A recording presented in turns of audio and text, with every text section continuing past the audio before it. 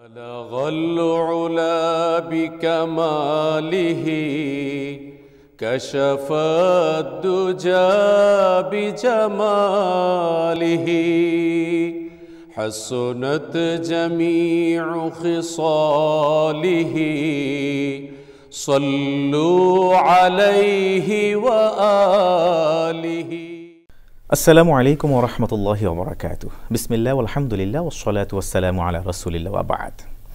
রব্বে কারীম মহাগ্রন্থ আল কুরআনে ইরশাদ করেছেন, আউযু বিল্লাহি মিনাশ শাইতানির রাজীম, ওয়া তাআওয়ানু আলাল বিররি ওয়াত তাকওয়া ওয়া লা তাআওয়ানু আলাল ইসমি ওয়াল উদওয়ান। তোমরা পরস্পরকে কল্যাণকর কাজে এবং তাকওয়ার গুণ অর্জনের ক্ষেত্রে সহযোগিতা করো এবং একে অন্যকে অশ্লীলতা এবং মন্দ কাজে সহযোগিতা করো না। আজকের আলোচনার বিষয় অশ্লীলতা বর্জনে ইসলামের হুকুম। সুপ্রিয় দর্শক শ্রোতা, কাছে দূরে বিশ্ব জুড়ে যে যেখান থেকে আমাদেরকে দেখছেন, আপনাদের প্রত্যেককে জানাচ্ছি আন্তরিক প্রীতি, শুভেচ্ছা ও মোবারকবাদ। শুরু করছি ধর্ম ও জীবনের আজকের সুন্দর আয়োজনটি। শুরুতেই আমরা শুনব মহাগ্রন্থ আল কোরআন থেকে তেলাওয়াত। চলুন শুনে নেওয়া যাক। আউযু বিল্লাহি মিনাশ শাইতানির রাজীম। বিসমিল্লাহির রহমানির রহিম।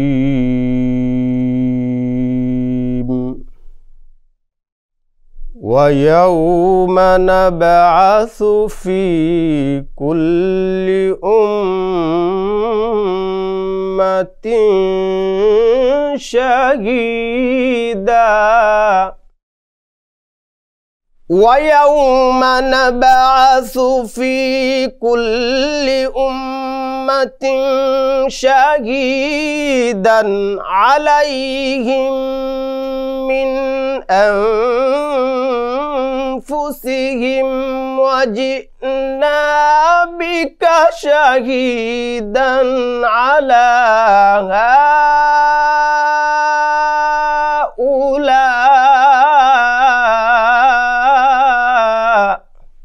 وَنَزَّلْنَا عَلَيْكَ الْكِتَابَ تِبْيَانًا لِكُلِّ شَيْءٍ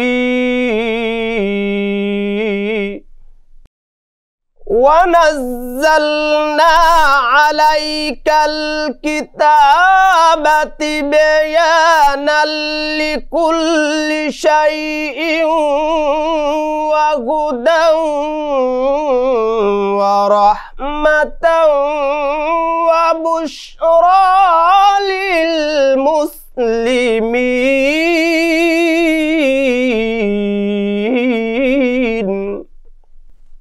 إِنَّ اللَّهَ يَأْمُرُ بِالْعَدْلِ وَالْإِحْسَانِ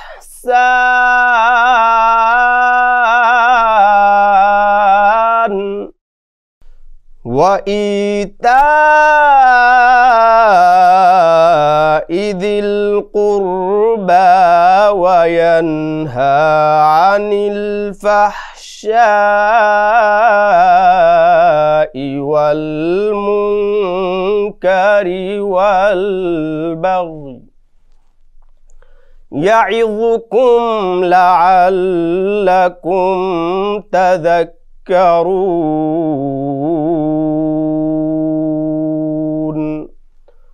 صدق الله العظيم।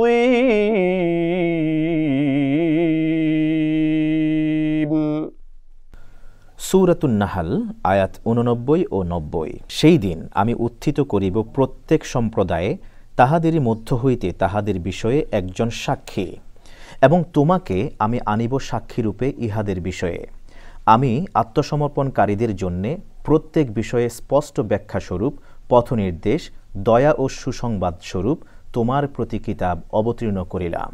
আল্লাহ ন্যায়পরায়ণতা, সদাচরণ ও আত্মীয় স্বজনকে দানের নির্দেশ দেন এবং তিনি নিষেধ করেন অশ্লীলতা, অসৎকার্য ও সীমালঙ্ঘন। তিনি তোমাদিগকে উপদেশ দেন যাহাতে তোমরা শিক্ষা গ্রহণ করো। এতক্ষণ পর্যন্ত আমরা শুনছিলাম মহাগ্রন্থ আল কোরআন থেকে অমীয় তেলাওয়াত, শুনেছি তার তরজমা ও সংক্ষিপ্ত অনুবাদ।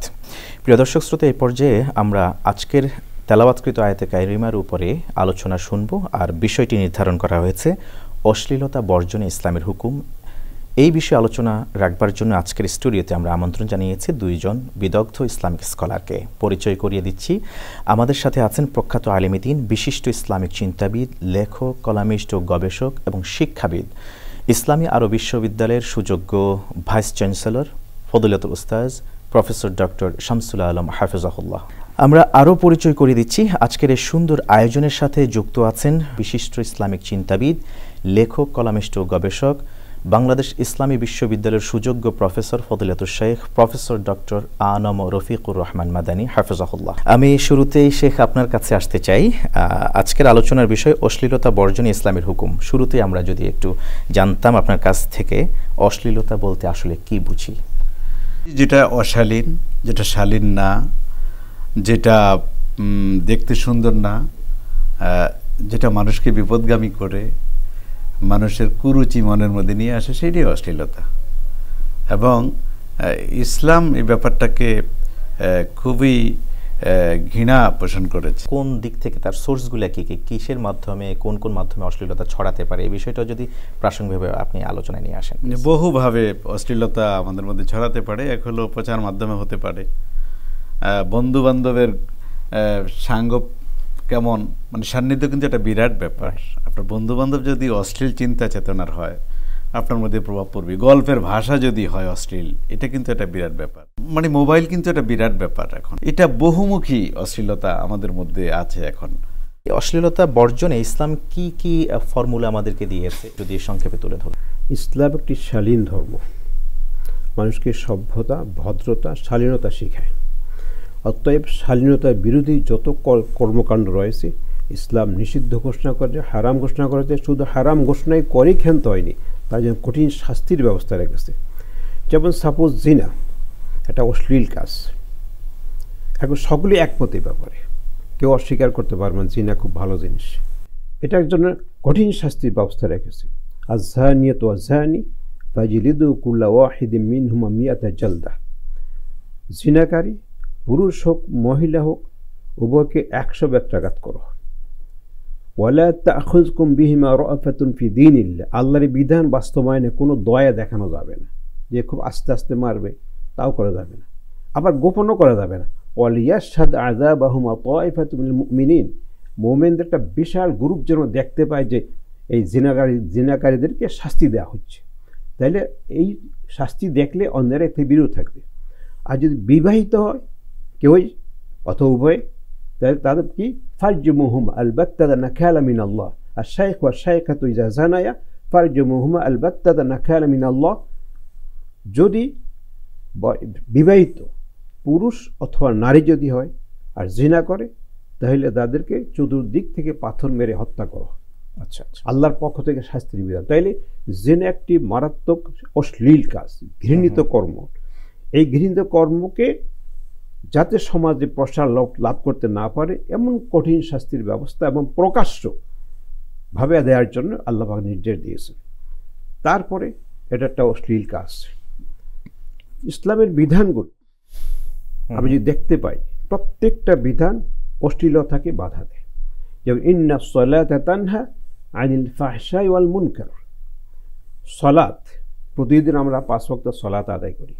এই 5 ওয়াক্ত সালাত আল্লাহ বলেন অবশ্যই অশ্লীল কার্যকলাপ, ঘৃণিত কর্মকাণ্ডকে বাধা দেয়, আসতেই দেবে না। যদি কেউ রীতিমতো সালাত আদায় করে তাহলে অশ্লীল কাজ সে করতে পারে না। আমরা সওমের ব্যাপারে দেখি, রোজা যেটা রাসূলুল্লাহ সাল্লাল্লাহু আলাইহি ওয়াসাল্লাম বলেছেন, ইদা সাম কানা ইয়াউমু সামি আহাদকুম ফালা ইয়ারফুস ওয়ালা ইয়াসখাব। যদি কেউ তোমাদের রোজা রাখে অশ্লীল কার্যকলাপ করবে না, ঘৃণিত কর্মকাণ্ড করবে না, হই হল্লা করবে না, চেঁচামেচি করবে না, তাইলে রোজা বাধা দিচ্ছে। হজের কথা বলি, সেখানেও অশ্লীল কার্যকলাপ নিষেধ করা হয়েছে, যে তোমরা যদি হজ করে ফালা ইয়ারফুস ওয়ালা ইয়াফসুক, যে অশ্লীল কার্যকলাপ করবে না, ঝগড়া বিবাদ করবে না। মান হাজ্জা ওয়ালাম ইয়ারফুস রাজা কা ইয়াউমিন ওয়ালাদাতহু উম্মুহু। যে ব্যক্তি হজ করলো অশ্লীল কার্যকলাপ করলো না, সে এমন নিষ্পাপ হয়ে ফিরে আসবে যেমন আজকে তার মা তাকে জন্মগ্রহণ করেছে, এমন নিষ্পাপ হয়ে যাবে। তাইলে প্রত্যেকটি আমলের মাধ্যমে, কাজের মাধ্যমে ইসলাম অশ্লীলতাকে প্রতিরোধ করা, ইসলাম অশ্লীলতাকে বাধা দেওয়ার জন্য বিধানগুলো দিয়েছে, প্রত্যেকটা বিধান দৈনন্দিন যদি এই বিধানগুলি কেউ পালন করে তাহলে অশ্লীলতা অবশ্যই চলে যাবে। যেমন সাহাবা রাদিয়াল্লাহু আনহুম, যে সমাজে অশ্লীল কর্মকাণ্ড ছিল, নারীদের উপর ইজ্জত সম্মান মর্যাদা বলতে কোনো কিছু ছিল না, নিরাপত্তা বলতে কোনো ছিল না, সেই সমাজে মুহাম্মদ সাল্লাল্লাহু আলাইহি ওয়াসাল্লাম ইসলামের বিধান বাস্তবায়নের মাধ্যমে এমন একটি পরিবেশ তৈরি করেছেন, সেখানে কোনো জিনা নাই, কোনো ব্যভিচার নাই, কোনো গীবত নাই, কোনো শিকায়াত নাই, কোনো চগলখড়ি নাই, কোনো কিছু নাই। কোরআন বলে একে অপরকে গীবত করবে না, গীবত চর্চা করবে না। আর গীবত চর্চা হল আয়াউদ্দু আহাদুকুম আইয়াকুল লাহমা আখি মাইতান ফাকারিতুমু ওয়াত্তাকুল্লাহ ইন্নাল্লাহা তাওয়াবুর রহিম। মরা ভাইয়ের গোশত খায় সমতুল্য। কেউ কি আসো তোমাদের যে তোমার মরা ভাইয়ের গোশত খাবে? কেউ পছন্দ করে না, অতএব গীবত করবে না। আমি এবার ফজলাতুল শেখ প্রফেসর ডক্টর শামসুল আলম হাফেজাহুল্লাহ আপনার কাছে আসতে চাই। সালাত হলো অশ্লীলতা এবং মন্দ কাজ থেকে বিরত রাখে, এরপরে নামাজ পড়ার পরেও কেন বিরত থাকছি না আমরা? আয়াতটা তো হলো ইন্নাস সালাতা তানহা আনিল ফাহশাই ওয়াল মুনকার, অবশ্যই নামাজ বিরত রাখে অশ্লীলতা এবং মন্দ কাজ থেকে। কিন্তু আমাদের সমাজে দেখা যায় যে টুপিওয়ালার অভাব নাই, দাড়িওয়ালার অভাব নাই, মসজিদে মুসল্লি বেড়েই যাচ্ছে। বাংলাদেশে প্রচুর মসজিদ বেড়ে গেছে, কিন্তু অশ্লীলতা কমতেছে না। তার মানে আমি মনে করি যে ইমানে দুর্বলতা। আমরা যেভাবে ইমান আনা দরকার ছিল, ইমানের প্র্যাকটিস করা দরকার ছিল, ইমানের যেটা প্রভাব হওয়ার কথা ছিল সেটা নাই। একটা লোক মুসলমান নামাজ পড়তেছে, আবার ওনার জমি দখল করতেছে, তারপর পরিবেশ দূষণ করতেছে। আমরা কোরআন যে অধ্যয়ন করি এটা হৃদয়ঙ্গম করতে হবে। আমরা যে হাদিস পড়ি বা ওয়াজ মাহফিলে যাই, এগুলিকে হৃদয়ের সাথে মেশাতে হবে। আমরা অনেক কিছু হয়ে গেছে এগুলি কি বলবো, লোক দেখানো। এগুলো হৃদয়ের সাথে যদি না মেশান, নামাজের সংখ্যা বাড়বে, মসজিদ বাড়বে, ইভেন অন্য ইবাদতও দেখবেন লোক বাড়বে, কিন্তু কাঙ্ক্ষিত যে ফল, এর যেটা ইম্প্যাক্ট, এর যে ইফেক্ট, সেটা আসবে না। ইবাদতের সাথে কলবকে সংশ্লিষ্ট করতে হবে। অশ্লীলতা বর্জন করে এটা আসলে কতটুকু জরুরি বলে আপনি মনে করেন? অশ্লীলতা সকল ধর্মেই অশ্লীলতা বর্জন করা প্রয়োজন এবং অত্যধিক প্রয়োজন। কারণ অশ্লীলতা যদি না উঠে সমাজ থেকে, তাহলে চরিত্র ধ্বংস হবে, চরিত্র ধ্বংস হলে জাতি ধ্বংস হবে। আজকে আমাদের শিক্ষিত লোক হচ্ছে, কিন্তু শিক্ষিত লোক হলেও যেহেতু অশ্লীল কার্যকলাপ ছাড়তে পারছে না বলে তাদের চরিত্র বিধ্বংসী কাজ তারা করছে, চরিত্রবান মানুষ গড়ে উঠছে না এই অশ্লীলতার কারণে। আর যে সলাৎ আমাদেরকে এখন ফেরাচ্ছে না, অর্থাৎ অন্যায় কাজ থেকে ফেরাচ্ছে না, মূল কারণ হলো সলাৎ আমরা যেভাবে আদায় করা প্রয়োজন, যে মনোযোগ দিয়ে একাগ্রতা দিয়ে সেভাবে সলাৎ আদায় করছি না। আল্লাহ পাক বলেছেন, কাদ আফলাহাল মুমিনুন আল্লাযীনা হুম ফি সলাতিহিম খাশিউন। ওই সমস্ত মুমিনই সফলতা লাভ করবে যারা বিনয় সহকারে একাগ্র চিত্তে সলাৎ আদায় করে। এবং রাসূলুল্লাহ সাল্লাল্লাহু আলাইহি ওয়াসাল্লাম বলেছেন, যখন ইহসান বলে, জিবরাইল আলাইহিস সালাতু ওয়াস সালাম প্রশ্ন করেছেন মাল ইহসান, তিনি বলেন আন তা'বুদাল্লাহা কাআন্নাকা তারা ফাইন লাম তাকুন তারাহু ফাইন্নাহু ইয়ারাক।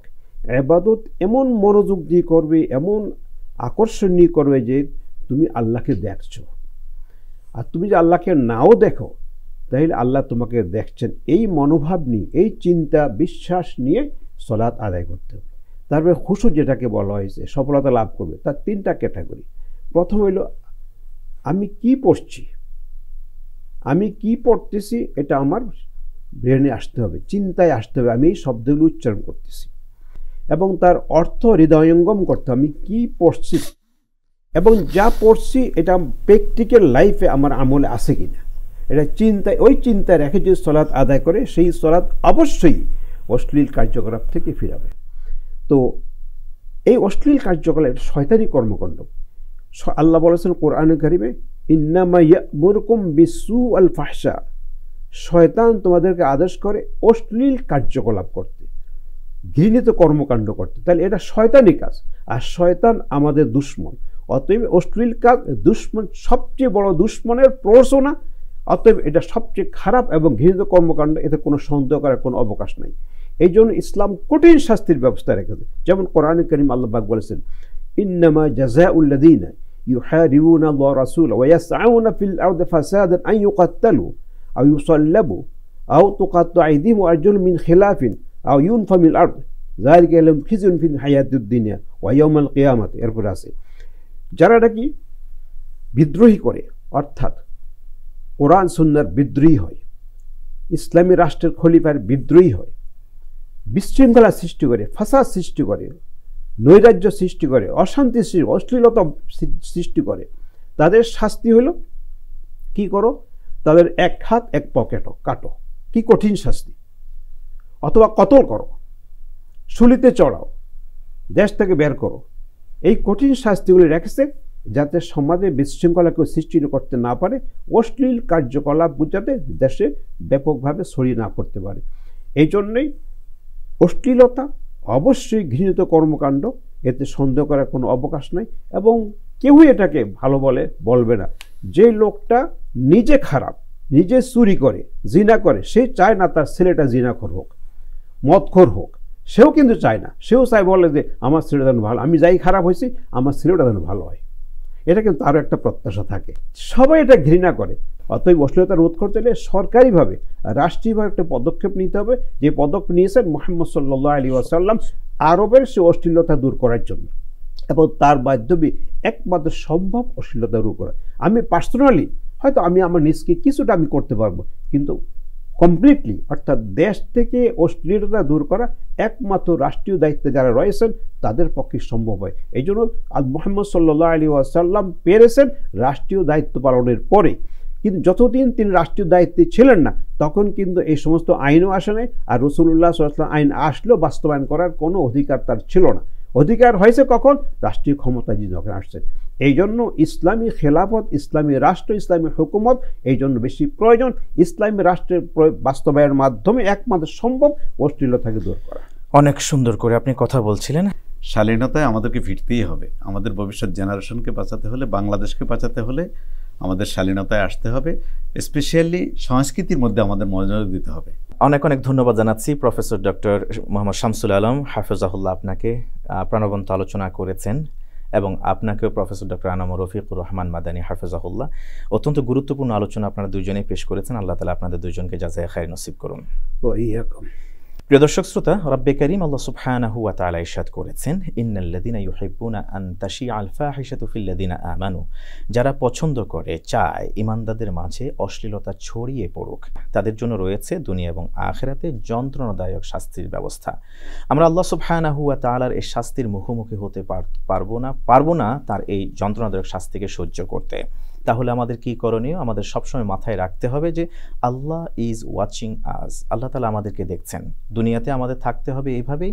জিবরিল আলাইহিস সালাতু ওয়াস সালাম প্রিয় নবীজি সাল্লাল্লাহু আলাইহি ওয়াসাল্লামকে যেভাবে উপদেশ দিয়েছিলেন, ইয়া মুহাম্মদ ইফআল মা শি'তা ফাইন্নাকা মাইয়িত, হে মুহাম্মদ, এই দুনিয়াতে থাকাকালীন আপনার যা মন চায় আপনি তাই করতে পারেন, তবে মাথায় রাখতে হবে আপনাকে এই পৃথিবীর মায়া ত্যাগ করে যেতে হবে।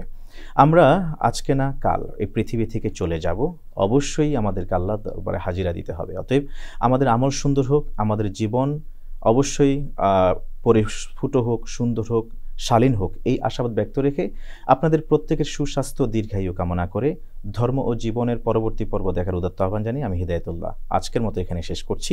সুবহানাকাল্লাহুম্মা বিহামদিকা আশহাদু আল্লা ইলাহা ইল্লা আনত আস্তাগফিরুকা ওয়া আতুবু ইলাইক। ওয়াসসালামু আলাইকুম ওয়া রাহমাতুল্লাহি ওয়া বারাকাতুহু। بلغ العلا بكماله كشف الدجى بجماله